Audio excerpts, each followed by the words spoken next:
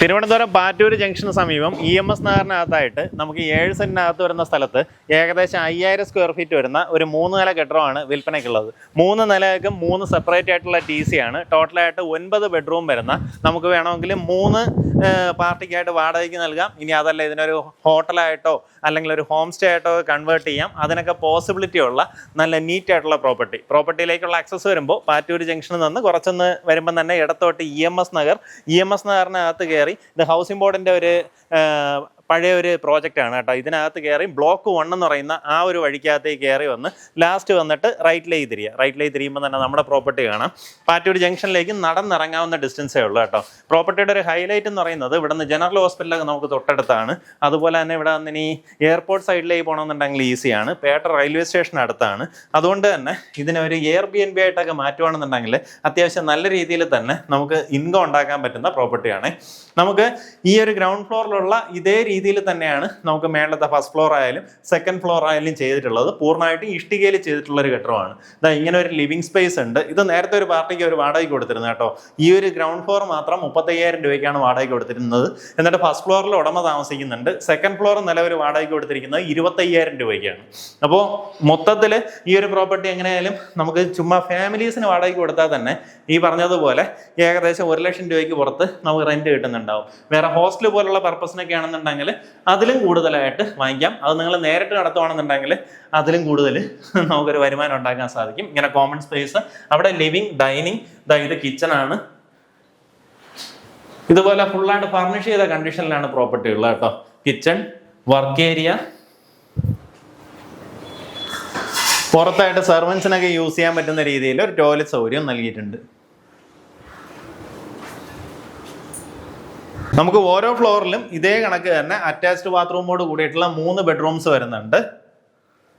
എല്ലാ റൂമുകളിലും കബോർഡും എല്ലാം വുഡിലാണ് ചെയ്തിട്ടുള്ളത് കേട്ടോ. അവരുടെ സ്വന്തം ആവശ്യത്തിന് വേണ്ടി അവർ തന്നെ ചെയ്തിട്ടുള്ള ഒരു വീടാണ്. ഇത് ഏകദേശം 9 വർഷം പഴക്കമുണ്ട്. പക്ഷെ പഴക്കമൊന്നും നമുക്ക് കെട്ടിടത്തിൽ കാണാനില്ല. അത്രയും നീറ്റായിട്ട് മെയിൻറ്റെയിൻ ചെയ്തിട്ടുണ്ട്. ഇതിനകത്ത് AC എല്ലാം സ്ഥാപിച്ചിട്ടുണ്ട്. നമുക്കിതുപോലെ ഫർണിഷ്ഡ് ആയിട്ട് കൊടുക്കുകയാണെന്നുണ്ടെങ്കിൽ നമുക്ക് തിരുവനന്തപുരം സിറ്റിയിൽ അത്യാവശ്യം നല്ല രീതിയിൽ റെന്റൽ ഇൻകം കിട്ടുന്നുണ്ടാവും.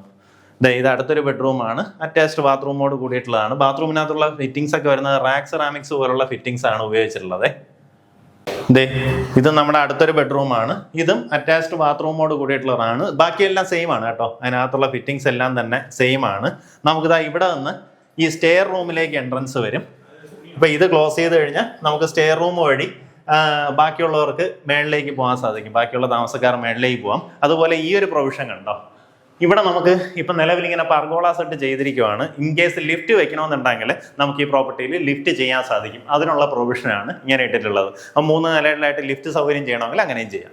നമ്മുടെ ഗ്രൗണ്ട് ഫ്ലോറിൽ നിന്ന് ഈ ഒരു സ്റ്റെയർ റൂം കയറി ഫസ്റ്റ് ഫ്ലോറിലേക്കും സെക്കൻഡ് ഫ്ലോറിലേക്ക് എൻട്രൻസ് വരും. സെക്കൻഡ് ഫ്ലോറിൽ ഇപ്പം നിലവിൽ വാടകക്കാരുണ്ട്. ഫസ്റ്റ് ഫ്ലോറിൽ ഉടമ തന്നെയാണ് താമസിക്കുന്നത് കേട്ടോ. താഴത്തെ നിലയിൽ ആ ഒരു സെയിം ലേഔട്ട് തന്നെയാണ്. 3 ബെഡ്റൂംസ് ഉണ്ട്. കിച്ചൺ എല്ലാം തന്നെ, കിച്ചണിനകത്ത് മോഡലാ കിച്ചൺ ആയാലും എല്ലാം തന്നെ വുഡിൽ തന്നെയാണ് ചെയ്തിട്ടുള്ളത്. താഴത്തെ നിലയിൽ ഒരു വ്യത്യാസവും ഇല്ല കേട്ടോ. നമുക്ക് ചെറിയ വ്യത്യാസങ്ങൾ വരുന്നത് ഈ ഒരു ഡൈനിങ് സ്പേസിൽ ഇതുപോലെ ഒരു കബോർഡ് ചെയ്തിട്ടുണ്ട്. പിന്നെ സീലിങ്ങിന് നമുക്ക് വർക്കുകൾ ചെയ്തിട്ടുണ്ട്. പിന്നെ ഈ ഒരു ലിവിങ് സ്പേസിൽ നിന്ന് നമുക്കൊരു ബാൽക്കണി ഏരിയയിലേക്ക് എൻട്രൻസും വരുന്നുണ്ട്. നോക്കിയേ, ഇങ്ങനെ ഒരു ബാൽക്കണി സ്പേസിലേക്ക് എൻട്രൻസ് വരും. ഇപ്പോൾ ആ സ്റ്റെയർ റൂം കയറി നമുക്ക് ഈ ബാൽക്കണിയിലേക്ക് വന്ന് വീടിനകത്തേക്ക് എൻ്റർ ചെയ്യാം. അല്ലെങ്കിൽ അവിടെ വന്ന് ആ ഒരു ഡൈനിങ് സ്പേസിലേക്കും എൻ്റർ ചെയ്യാവുന്നതാണ്. അതുപോലെ ഇങ്ങനെ ഒരു ഓപ്പൺ ടെറസിലേക്ക് ഇങ്ങനെ പർഗോള സെറ്റ് അവിടെ ഗ്ലാസ് വിട്ട് നീറ്റാക്കിയിട്ടുണ്ട്. ഇതേ കണക്ക് സെയിം ലേഔട്ടാണ് നമ്മുടെ സെക്കൻഡ് ഫ്ലോർ വരുന്നത്. അതുപോലെ ഏറ്റവും റൂഫ് ടോപ്പിൽ നമുക്ക് റൂഫിംഗ് ചെയ്തിട്ടുണ്ട്. GAയിലുള്ള റൂഫിംഗ് ചെയ്തിട്ടുണ്ട്. സോളാർ പാനൽസ് ഇൻസ്റ്റാൾ ചെയ്തിട്ടുണ്ട്. ഫസ്റ്റ് ഫ്ലോറിനും ഗ്രൗണ്ട് ഫ്ലോറിനും ഈ ഒരു എല്ലാത്തിനും സെപ്പറേറ്റ് TCയും സെപ്പറേറ്റ് ഇലക്ട്രിക്കൽ കണക്ഷനും എല്ലാ സൗകര്യവും ഉണ്ട്.